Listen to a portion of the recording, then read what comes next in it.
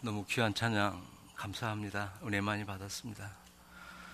오늘 이렇게 참 좋은 교회, 또 은혜스러운 교회 와서 같이 예배드리며 또 말씀 증거할 수 있는 귀한 시간 하나님이 허락해 주신 거 감사를 드립니다. 하나님께 영광입니다. 언젠가 카네기가 자신이 살고 있던 도시의 시장실을 방문했는데 그 방에서 별로 좋아 보이지 않는 그림 한 점이 벽에 제일 중요한 자리에 걸려 있는 것을 보았답니다. 노가 비스듬히 놓여 있는 낡은 거룩 배 한 척이 썰물이 빠져나간 모래 위에 쓰러지듯 뉘어 있는 모습은 처절한 인생마저 주었답니다. 그런데 그 그림 밑에는 아주 인상 깊은 글귀 한 절이 이렇게 적혀 있더랍니다. 그 글귀로 말미암아 그림이 완전히 달라 보임을 느꼈다고 저는 이야기를 합니다. 내용은 이러한 내용입니다. 반드시 밀물 때가 온다. 한번 같이 따라해 볼까요? 반드시 밀물 때가 온다. 그렇습니다. 시장은 자기가 세일즈매너로 있었던 젊은 시절, 거듭되는 실패 때문에 말할 수 없는 이러한 절망과 좌절 속에 있었을 때 저는 이 그림을 보고 지금은 비록 절망의 상황 속에 있지만 반드시 밀물 때가 온다. 그러면 배는 물 위에 뜨고 힘껏 노를 저을 수 있겠지. 그때까지 나 자신을 더욱 철저하게 준비하자. 이렇게 다짐을 하였답니다. 이후로 그는 시장이 된 뒤에도 날마다 그 그림을 바라보면서 반드시 밀물 때가 온다는 이 소망을 가지고 산다고 했습니다. 그 그림을 바라보면서 이렇게 살아가는 그에게 하나님이 참 기뻐하실 것 같았습니다. 눈에 보이는 것으로 판단하고 평가하지 않고 너머를 바라보는 그러한 능력이 있어야 합니다. 인생을 사는 일에 있어서도 그렇고 신앙생활을 하는 일에 있어서도 역시 마찬가지입니다. 유대인들의 비극은 그들의 땅에 인간의 이 몸을 입고 오신 메시아를 온전히 영접하지 못했다는 데 있었습니다. 수백 년 동안 기다려왔으나 정작 주님이 오셨을 때 그들은 자신들의 모습과 너무 같다는 점에 주님을 받아들이는데 실패하고 말았습니다. 너머를 바라보는 능력을 상실했기 때문이었습니다. 우리 하나님이 우리 가운데 행하신 것 중에 가장 놀라운 일은 우리를 하나님의 독생자와 바꾸신 일인 줄로 믿으시기 바랍니다. 누구와 바꿔요? 하나님의 독생자와 우리를 바꾸신 일입니다. 우리 대신 그분을 상하게 하셨습니다. 우리 대신에 그분에게 형벌을 내리셨습니다. 그분에게 우리의 질구와 죄악을 담당하게 하셔서 우리를 구원하신 일이야말로 참으로 이해할 수 없는 놀랍고 놀라운 일이 아닐 수가 없습니다. 우리에게 이 놀라우신 일을 행하신 하나님을 기억하고 감사할 수 있기를 간절히 소원합니다. 예수님께서 하나님의 은혜를 세상에 전하시기 위해서 이 땅에 오셨습니다. 은혜로 세상을 구원하시고 은혜로 치유하시기를 원하셨습니다. 거기엔 조건도 없고 대가도 요구하지 않으시고 거저주시는 놀라운 은혜를 전하시기 위해서 오셨습니다. 은혜 없는 세상에 은혜를 전하도록 제자들을 부르셨고 그들을 또 그렇게 세우셨습니다. 그러나 아직 은혜의 차원에까지 이르지 못했습니다. 언제나 그들은 하나님과의 관계도 계약 관계로 그렇게 생각을 하고 있었습니다. 내가 무엇을 한 만큼 얼마만큼 충성하면 하나님께서 이만큼 해 주셔야 된다는 이러한 생각이 그들의 마음을 지배하였다는 이야기입니다.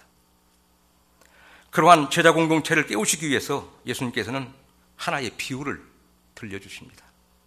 그것이 오늘 본문의 내용이 되고 있습니다. 천국은 마치 품꾼을 얻어 포도원에 들어보내는 포도원 주인과 같다는 말씀으로 비유는 시작이 되고 있습니다. 그는 아침 일찍 인력 시장에 나가 일할 곳을 애타게 찾고 있는 사람들을 불러다가 자신의 포도원에 나가 일하도록 합니다. 정오에도 오후 3시에도 나가보니까 여전히 일할 곳을 찾지 못해 전전긍긍하는 사람들을 대하게 됩니다. 그들도 포도원으로 들어가 일하라고 합니다. 그리고 오후 5시에도 나가보니까 초췌한 모습으로 하루 종일 일할 곳을 찾지 못하고 서성거리고 있는 사람들을 발견하게 됩니다.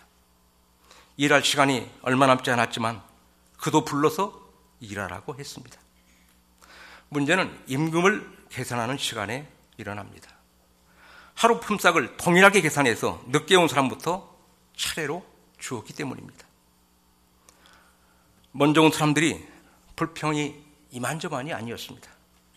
종일 땀 흘려 일한 사람과 고작 1시간 일한 사람을 같이 취급하면 어떻게 하느냐고 그들의 불만이 바로 그것이었습니다. 그러나 주인은 내 것으로 내가 주는데 당신들과 약속한 대로 정확하게 주지 않았느냐? 당신들 것만 받아가면 되는 게 아니냐? 그러나 아무리 그렇다지만 가진 자의 횡보처럼 느껴지는 포도원 주인의 이 계산법은 경악을 금치 못하게 하는 것처럼 보일 수 있었습니다.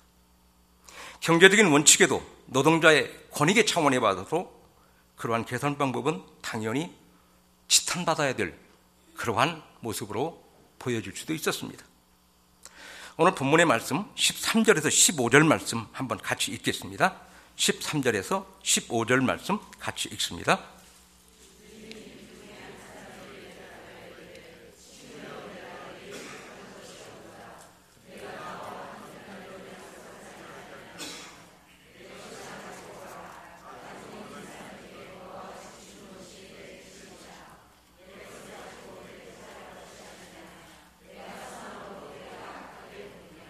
아멘. 예수님은 이 주인의 대답을 통해서 우리는 은혜로 사는 존재임을 가르쳐 주시고 있습니다. 은혜는 빨리 왔느냐 늦게 왔느냐를 따지지 않습니다. 은혜로 살라고 말씀하시고 은혜의 전달자가 되라고 말씀을 하십니다. 필립 얀시는 이 세상을 은혜 없는 세상이라고 규정하면서 그리스도인들에게 진정으로 필요한 것이 있다면 은혜로 치유된 눈이 필요하다고 주장을 합니다. 교회도 율법과 도덕주의에 사로잡혀 있고 은혜에 대한 감격보다는 내가 무엇을 했느냐에 더 초점을 맞추는 그러한 어려운 세상이 되었습니다. 헤밍웨이의 소설 가운데 스페인의 한 아버지가 집을 나가 마드리드로 간 아들과 화해하기로 다짐을 합니다. 아들의 가출이 자기 때문이라는 깊은 양심의 가책을 느끼면서 그는 엘리베랄이라는 신문에 이런 광고를 내게 됩니다. 사랑하는 아들 파코, 화요일 정오에 몬타나 호텔 로비에서 만나다. 다 용서했다, 아빠가. 파코는 스페인에서 가장 흔한 이름이랍니다. 아버지가 고국에 나가자 파코라는 이름의 젊은 남자가 무려 800명이 나와서 로비에서 기다리고 있더랍니다. 은혜에 메말라 있는 세상을 헤밍웨이는 이렇게 표현을 했습니다. 헤밍웨이 자신이 사실 이렇게 은혜에 갈망하다가 자살로 비극적인 삶을 마친 장본인이었습니다. 은혜의 필요성은 알았으나 은혜의 강가에 자신의 몸을 적시지는 저는 못했습니다. 우리는 은혜에 메말라 사는 시대를 살고 있으면서 그 일을 위해서 세움을 저도 여러분도 받았습니다. 은혜에 감격하는 삶을 살기 위해서 제자들에게 필요한 것이 있습니다. 일꾼들에게 필요한 것이 분명히 있습니다. 은혜의 전달자로 세움받은 공동체가 가장 먼저 필요로 하는 것이 있습니다. 첫째, 하나님께서는 부름받았음에 감격하는 사람들로 살라고 그렇게 말씀하십니다. 한번 같이 따라해 보겠습니다. 부름받았음에 감격하는 사람들로 살라. 한 번 더 합니다. 부름받았음에 감격하는 사람들로 살라. 아멘. 포도원 일꾼들에게 가장 요구되는 것은 일할 곳이 없었는데 일할 곳을 받은 그러한 감격이 필요했습니다. 그 감격이 있을 때 일하는 것이 기쁨이고 그리고 감격일 수 있습니다. 파격적인 조건으로 일하게 하신 것이 은혜였음을 분명히 알아야 했습니다. 포도원에 일하도록 부름받았음이 감격으로 느껴져야 바른 일꾼으로 쓸 수가 있었습니다. 5시에 온 일꾼은 1시간밖에 일한 시간이 없는데 그런데도 불러주셨지 않습니까? 1시간밖에 일하지 않았는데 하루 종일 품삯을 그에게 쥐어주지 않았습니까?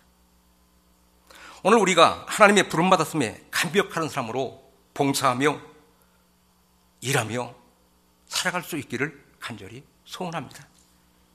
이 은혜를 먼저 회복할 수 있기를 간절히 소원합니다. 회복하면 충성된 일꾼이 될 줄로 믿습니다. 저는 믿지 않는 복음의 불모지 가정에서 태어났습니다. 그래서 가정의 식구들이 무려 10식구나 되었습니다. 잘 안 놀리시네요. 굉장히 많은 식구였습니다.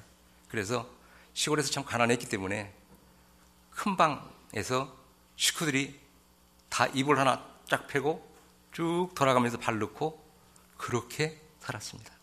참 그때 시절이 참 그랬습니다.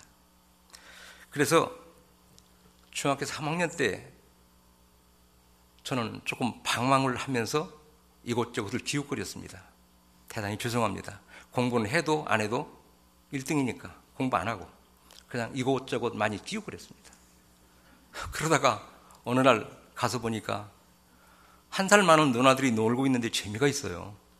그래서 나도 좀 끼워줄 수 없느냐고 그랬더니 이 1살 많은 누나가 아주 당당하게 우리 요구를 들어주면 끼워주마 그러는 거예요. 그래서 우선 생각하지도 않고 그렇게 하라고 그랬는데 그 요구가 무엇인지 아십니까?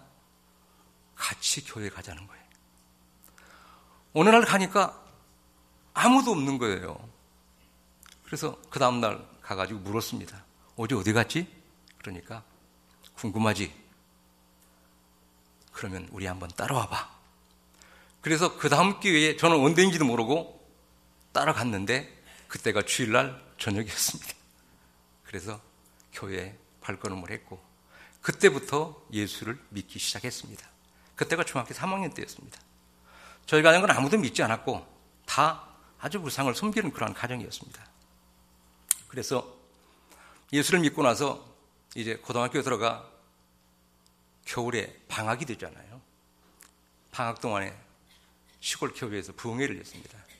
시골 교회 부흥회면 잔치입니다. 천국잔치잖아요. 아이들이고 뭐고 다 모였고 저희가 다니는 교회가 한 150명 모이는 교회인데 아이들까지 모이니까 꽤 많이 모였어요. 저도 앞자리에 앉았습니다. 앞자리에 앉아 은혜 받는다고 그래서 앞자리에 앉아가지고 말씀을 듣는데 세상에 부흥회 때 말씀 듣는 것이 얼마나 은혜스러운지요. 말씀 속에서 눈물이 막 흐르면서 어린아이가 은혜를 받기 시작한 겁니다. 예수님이 누구라는 걸 알게 되고 말씀이 지금 나에게 주시는 그러한 주의 음성으로 들려주면서 너무 은혜를 많이 받았습니다. 그래서 은혜를 받고 나니까 저는 좋은데 제 가정의 식구들이 보이기 시작합니다. 우리 가정 식구들 어떡하지? 9 식구들을 어떡하지? 그렇게 생각하는 그 와중에 기도하면 되지 하는 마음이 생겼습니다. 그래가지고 고등학교 1학년 학생인데 하나님께서 저에게 감동을 주시는 거예요. 너 새벽기도 좀 할래? 새벽기도가 뭔지도 모르는데 새벽기도 하려는 그런 감동을 주니까 제가 참 난처하더라고요. 그래도 순종해야 한다는 말 때문에 순종하겠습니다. 그렇게 스스로 대답을 했죠. 그런데 그때 잘할 때는 시골에는 새벽기도가 4시에 초정을 칩니다. 그리고 4시 반에 시작을 합니다. 시간적으로 봤을 때 일어날 수도 없는 시간이고요. 집에 시계가 없습니다. 없고 불도 오직 등잔불 하나 이걸로 살았고 시계도 없으니까 이거 깰 수 있는 사람이 없는 거예요. 그래서 하나님 저는 분명히 순종하고 대답을 했으니까 하나님이 깨워주십시오. 이 생각하고서 잤는데 자다 보니까 막 종이 울리는 거예요. 새벽에. 새벽인지도 모르지. 그래서 이게 웬 종소리하고 일어나 보니까 그 생각이 버뜩 나는 거예요. 교회로 막 달려갔습니다. 달려가면 한 3분 정도면 교회를 달려갑니다. 달려가 보니까 그때 사찰 집사님이 초종을 치고 있었어요. 4시라는 이야기죠. 그래서 교회를 그때부터 새벽 기도를 하기 시작했고, 하다 보니까 하루 이틀이 아니라 1년을 하게 됐습니다. 어린아이가 새벽 기도 1년 한다는 거 쉽지가 않았습니다. 참 힘들었는데도 나름대로 약속이 있었기 때문에 하나님과 약속이 있었고 하나님이 뭔가 주실 것 같았습니다. 그래서 새벽 기도를 하기 시작했죠. 그런데 그 새벽 기도를 마치고 나니까 하나님께서는 가정의 식구들에게 복음을 전할 수 있는 기회를 주셨고, 그를 통해서 제가 고등학교 2학년 때 온 가정의 식구들이 다 교회로 나가는 이러한 놀라운 축복을 받게 되었습니다. 여러분은 감동은 없으시죠? 내일이 아니니까. 저에게는 얼마나 기쁘고 감사했는지 어린아이가 너무 감사했습니다. 감사하고 1년 동안 새벽기도 하면서 고생한 것도 이만저만이 아닌데 하나님이 너무도 큰 선물을 준 거예요. 그러니 너무너무 감사하고, 그 감격으로 저는 교회에 계속 청소를 했습니다. 바깥 청소하면서 교회 봉사를 하면서 그 은혜 받은 감격으로 일하니까 힘든 것이 아니었습니다. 기쁨이었고 감사였고, 그리고 저에게는 놀라운 그러한 축복이 된 줄로 믿습니다. 은혜를 먼저 회복하고 죄라면 어떤 일을 하든 그 일이 더 쉬운 일하고, 그리고 가벼워지면서 하나님께도 영광이 될 줄로 믿습니다. 두 번째, 하나님께서는 은혜에 감격하며 일하라 하십니다. 따라해 보겠습니다. 은혜에 감격하며 일하라. 그렇습니다. 포도원에서 일하는 일꾼들은 두 분류로 나누어지죠.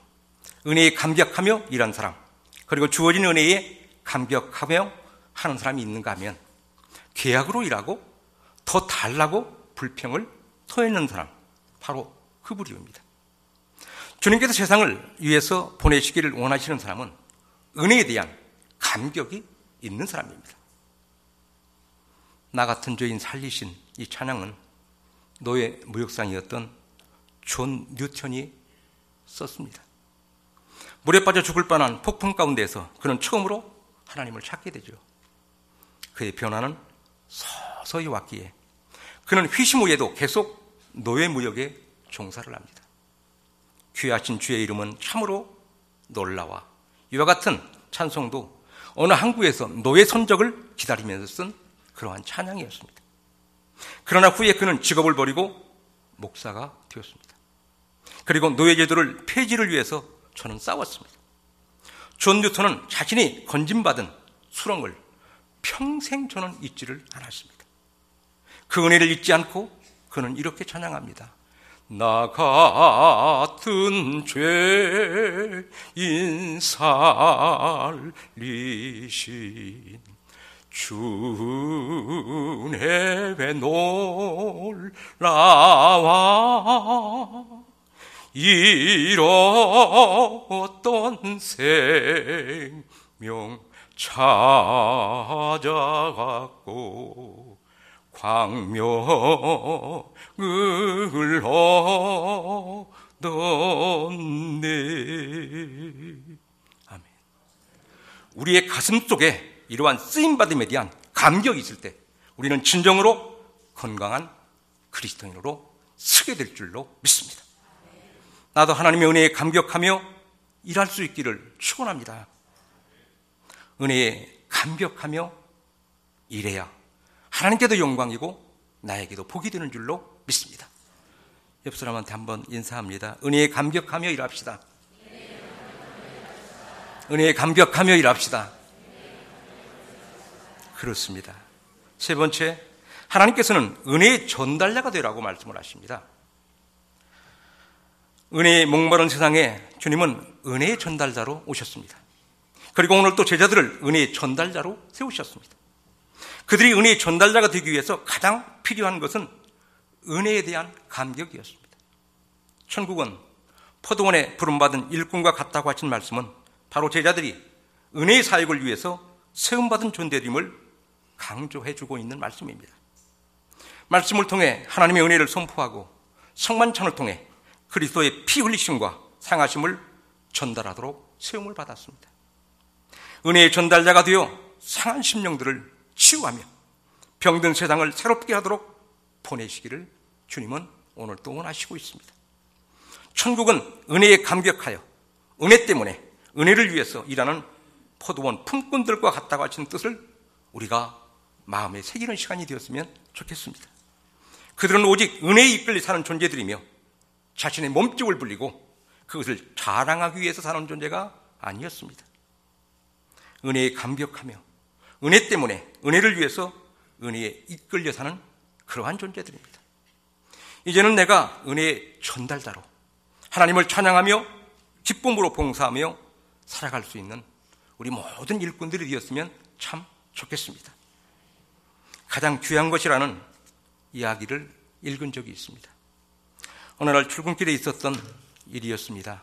옆차가 바짝 붙어 지나가면서 차문짝을 쭉 긁어놓고 말았답니다. 그는 즉시 차를 멈추었습니다. 상대편의 차를 운전하던 젊은 부인이 허겁지겁 내리더니 다가와서 많이 놀랐는지 얼굴빛이 사색이 되어 있었답니다. 미안합니다. 제가 아직 운전에 서툴러서요. 미안합니다. 변상해 드리겠습니다. 그녀는 바로 잘못을 그렇게 인정을 했습니다. 하지만 자기 차 앞부분이 찌그러진 것을 알게 되자 눈물을 줄줄 흘리기 시작을 했습니다. 이틀 전에 산 새 차를 이렇게 찌그려 놓았으니 남편 볼 면목이 없다면서 계속해서 눈물을 뚝뚝 흘리더랍니다. 그녀가 참 안 됐다는 생각이 들었습니다. 아무튼 운전면허증과 보험관계 서류 등에 관한 서류들을 함께 기록해야 하기 때문에 그녀는 필요한 서류가 담긴 봉투를 꺼내려고 운전석 옆자리 사물함을 열었습니다. 그리고는 봉투 속에서 서류들을 꺼냈습니다. 이건 남편이 만약의 경우를 위해서 필요한 서류들을 이렇게 담아둔 봉투입니다.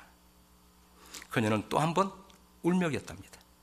그런데 그 서류들을 꺼냈을 때 제일 앞장에 아주 굵은 편으로 다음과 같은 글씨가 쓰여져 있더랍니다. 여보, 만약 사고를 냈을 경우에 꼭 기억해요.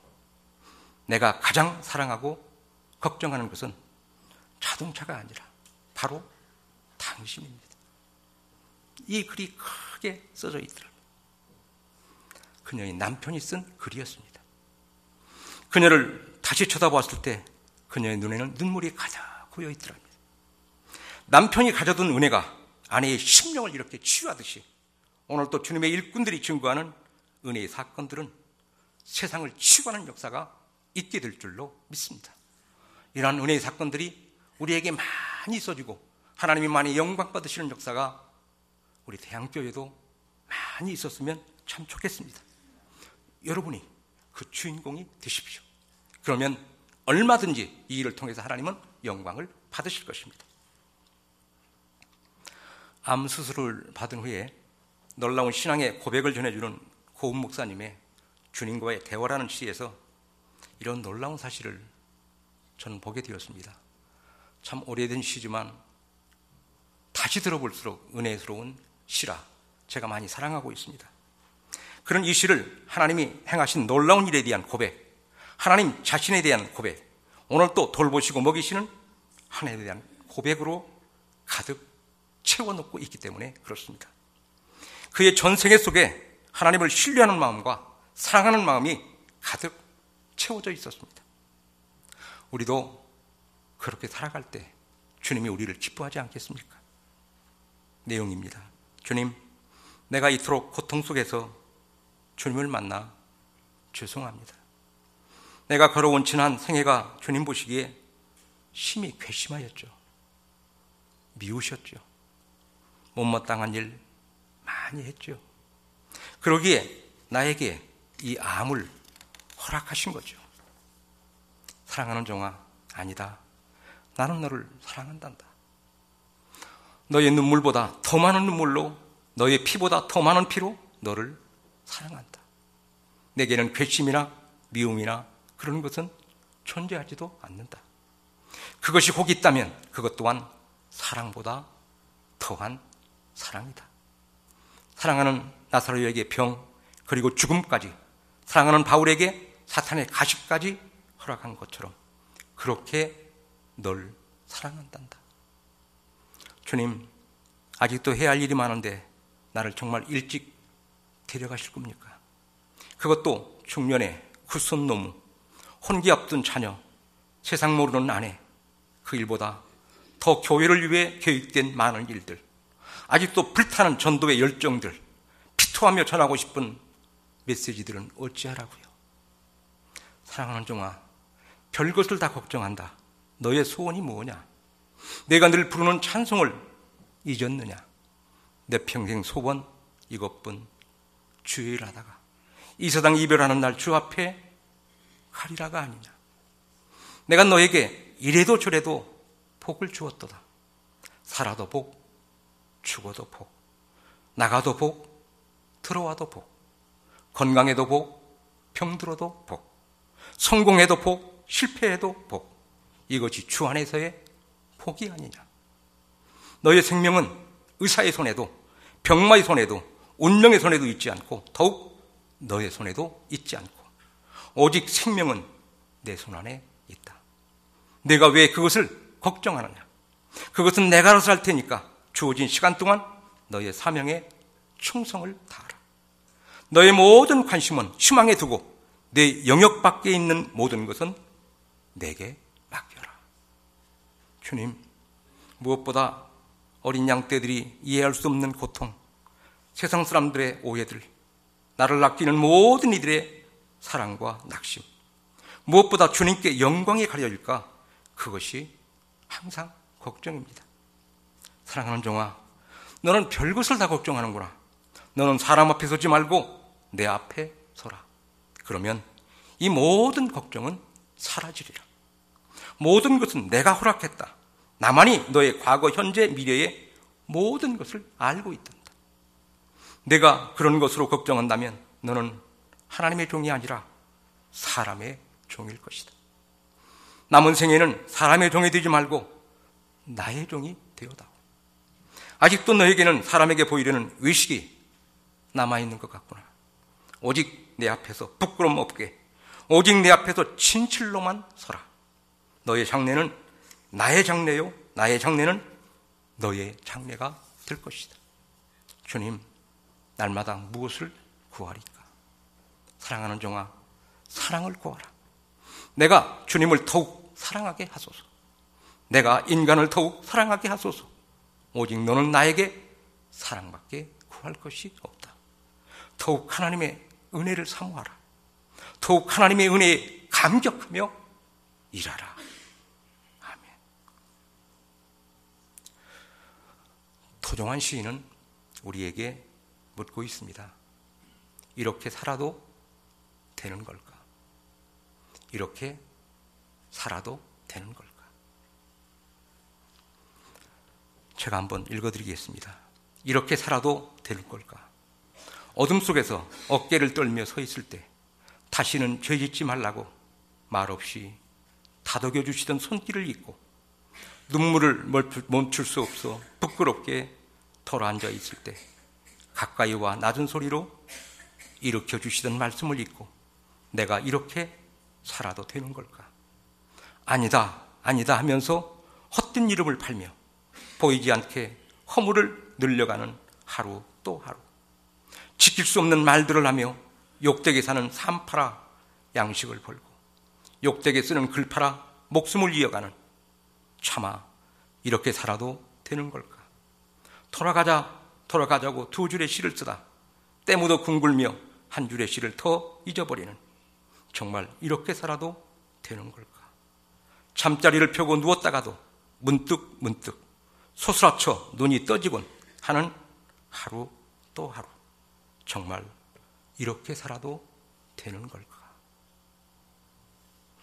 우리 옆 사람하고 한번 이렇게 인사해 볼까요?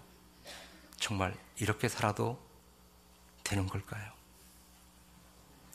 옆 사람하고 정말 이렇게 살아도 되는 걸까요? 왠지 우리의 마음이 좀 착잡하지 않습니까? 왜? 나도 알고 주님도 아시니. 오늘 또 입히시고 먹히시는 하나님 때문에 내가 여기까지 살아왔음을 여기까지 인도해 주시고 오늘까지 세워주신 하나님 때문에 내가 여기에 있음을 알아야 건강한 신앙이 될 줄로 믿습니다. 그것을 잃어버리면 신앙은 곤두박질치고 감사는 사라지고 예배는 약해지며 기도의 교제는 얕아집니다.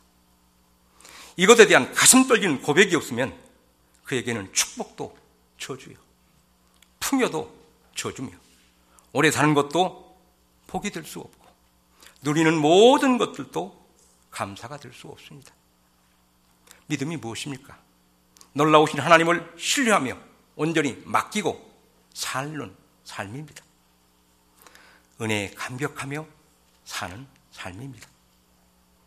사랑하는 성도 여러분, 오늘 특별히 헌신을 사지만은 우리 모든 성도 여러분, 우리가 구원받은 것도 하나님의 자녀가 된 것도 하나님의 귀한 일꾼이 된 것도 십자가를 통한 하나님의 은혜임을 믿으시기 바랍니다. 새 생명 주신 주의 마음을 담고 주의 마음으로 살아갈 수 있기를 바랍니다. 이 주님의 마음으로 일할 수 있기를 바랍니다. 하나님의 은혜와 부요를 맛본 사람은 다르게 살아가야 됩니다. 같이 살아가면 안 됩니다. 분명히 구분되어 살아가야 합니다. 부름받았음에 감격하는 사람으로 일할 수 있기를 바랍니다. 은혜에 감격하며 일할 수 있기를 바랍니다. 은혜의 전달자로 살아갈 수 있기를 바랍니다. 기도하겠습니다. 참 좋으신 아버지, 오늘 귀한 하나님의 말씀 속에서 우리에게